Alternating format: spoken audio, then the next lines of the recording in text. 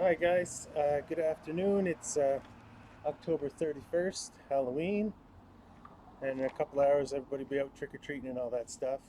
Uh, it's cold and everything's wet. It's not raining, it's not supposed to rain this evening, so that's good for the kids. But everything's wet, so that's why I'm standing up here rather than sitting down as per usual, which is fine. I feel like a bit of a newscaster. I just wanted to talk right quickly about Franz Kafka. I've read a bit of his stuff over the last little while. Um, Everyone's read Metamorphosis. You know, most people are signed it at some point in undergraduate degrees or whatever. I think I think I read mine well in some kind of philosophy class, whether it was existentialism or whatever it was. I'm not sure. But I've also read The Trial and started to make my way through some of his short stories and sort of just um, feeling my way like through his diaries and stuff like that, just making initial plunges. What can I say about Kafka? It's funny that I think the thing that I learned, there was a pivotal moment for me when I was reading The Trial. I mean, I didn't love Metamorphosis when I first read it. It just kind of doesn't make sense. You don't know where to go with it. You don't know, is this supposed to be realistic or is this supposed to be fantastic? What are the rules in Kafka's world? I think most people will experience stuff like that. What are the rules? What are the rules in this world? Um, and for me, it was, when, for instance, when you read The Trial, people say, okay, well, it represents, uh, you know, bureaucratic, uh, whatever, the bureaucratic mindset or bureaucratic nonsense in the modern world, or it represents Nazism, or it represents the persecution of the Jews, or whatever. Kafka was a Jew. Um, I think you have to realize that it doesn't represent anything. Okay, for me that was a pivotal moment to realize that it doesn't represent anything. He's not making a political statement. He's making a personal statement. He's expressing a feeling or an experience.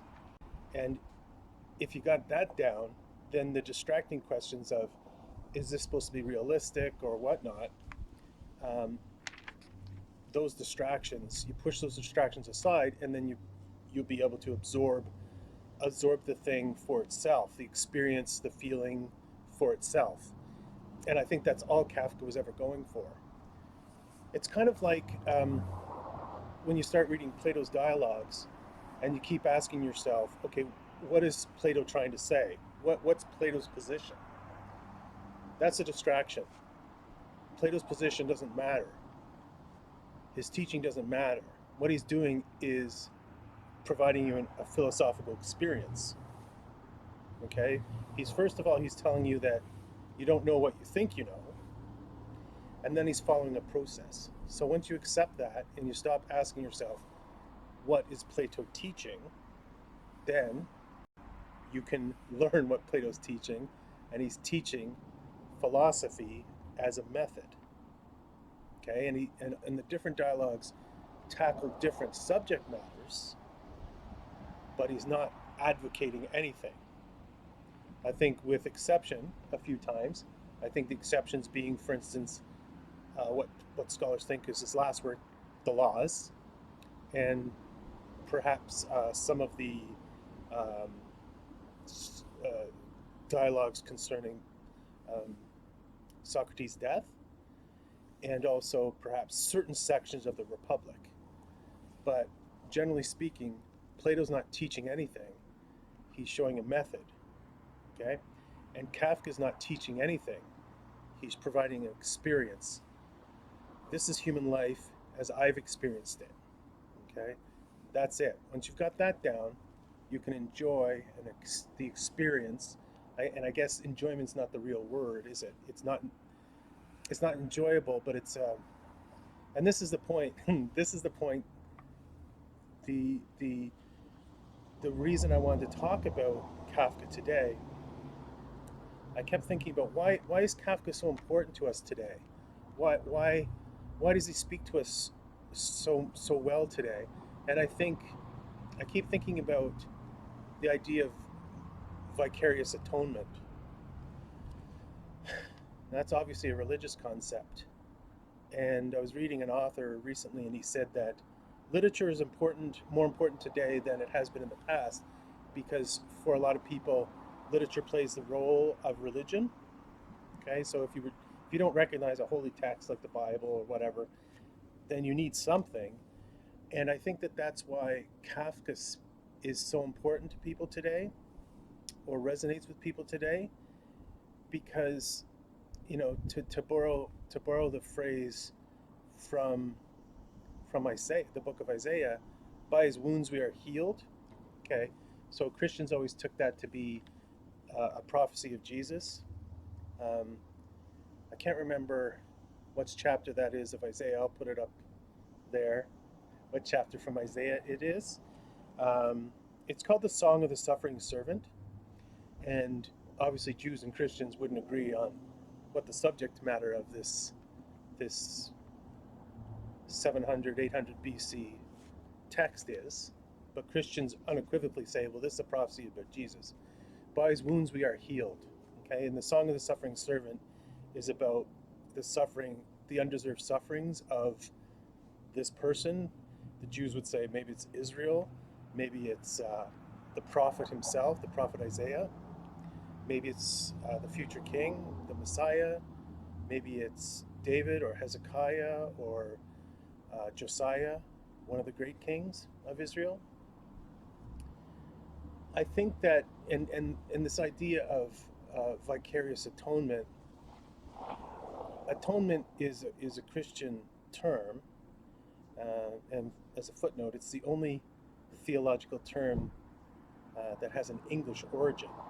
Okay, and atonement means at one-ment, so making oneness. So atonement, you atone, you make up for a sin, and you're brought to one with God. Okay, so and this is this and vicarious means someone else is the vicar, someone else is carrying forth or doing it on someone else's account.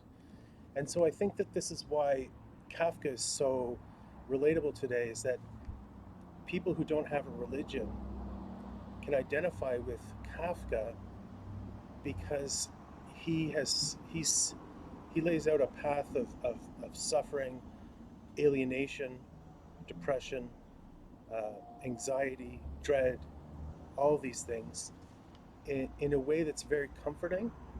So it's like and to go back to another passage from the New Testament where St. Paul says, I think it's St. Paul. It's been a while since I've read the New Testament, where St. Paul says, we don't have a Savior who doesn't know what it's like to. I'll put the exact quote up there. We don't have a Savior who doesn't know what it's like to suffer. We have someone who is tried in every way, okay, without sin, says St. Paul. So Kafka is very relatable because he is extremely ordinary in every sense of the word. Um, he was not exceptional in any way other than as a writer, and he didn't publicize his writings very much. And in fact, as is well known, he told his friend to burn all his writings after he died, and his friend obviously didn't follow suit on that, thank God. But he was a very humble and small man in many ways. So, and that's very approachable. Um, he's not other than being a great writer, he's not a man who's intimidating or unapproachable in any way. So, much like the Messiah, who comes from Nazareth, Nowheresville, um, and as one of the New Testament songs says, there was nothing great about him that we should desire him, that we should seek after him. He wasn't flashy. He wasn't exceptional. He wasn't amazing. Um, and there's something, as I said, very comforting about the Messiah, something comforting about Jesus, comforting about this carpenter from Nowheresville who wasn't remarkable in any way, not remarkable like Caesar Augustus, or even remarkable like King David, or Pontius Pilate, or King Herod. So I think in a way, Kafka's appeal is a religious appeal. It's an appeal of seeking a sympathetic soul who, in some way, can comfort us by his presence, and so I mean the presence of his writings, that we feel we're not alone, we're not on this journey alone, because there is a person like Franz Kafka who was a nobody, who was in every sense of the word a loser. Let me just give you a few concluding remarks about Kafka. He lived from 1883 to 1924, so he only lived 41 years. I'm 6 years older than Kafka was at his death. As I said, he wrote The Trial, The Castle, a book called America, Metamorphoses, and he's left behind letters. There's important letters that are published that he sent to his father, with whom he had a terrible relationship. And then there's letters, importantly, that he wrote to the woman he loved, or the women he loved, and some of his diaries and short stories are still around. He was a Jew from Prague, which is in the modern day Czech Republic, and his work, because of that, his works didn't really, even after his death in 24,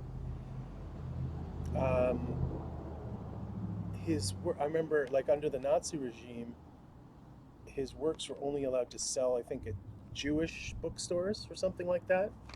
And he wasn't translated, or really he didn't reach a mainstream audience until after the war.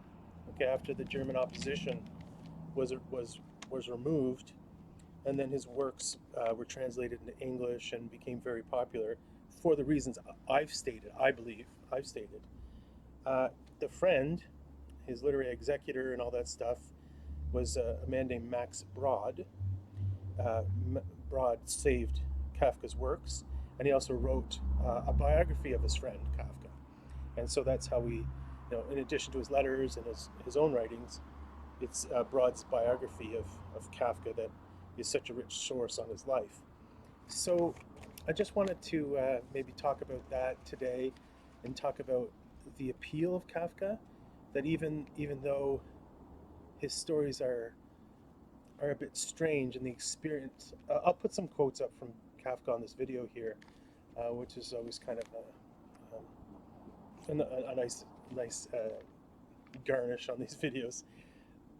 I think that Kafka, as I said, once you do what you have to do, and to remember that it doesn't matter, that there's no symbolism and stuff going on here. It's an experience, it's a feeling that's being conveyed. Concentrate on that. As I said with Plato, what you got to do with Plato. And I think that because his works are not the most literary, they don't have a great narrative progression, in according to the old rubrics of intro, development, climax, resolution, and character development, and all that stuff. There is an experience, there's a development of experience, and there's a learning, and there's a development, but it's all internal. It's all intellectual or psychological. I would say it's psychological more than intellectual. And I think that most people would enjoy reading Kafka once they've set aside that this is not a normal novel kind of thing. And I think that he has had a lot to say to modern people, and will continue to have a lot to say to modern people. And I'm going to definitely jump in with 2 feet and read a lot more Kafka in time to time, and I hope to share it with you. I didn't do just a review of, for instance, the trial, because it was probably about 2 years ago that I read it, and I wouldn't be able to do justice to it. It's just not very fresh in my memory, so I'd have to read it again to make a good review of it. Anyway, have a great night, guys. Watch for traffic and all that stuff, and have fun tonight in Halloween. Bye bye.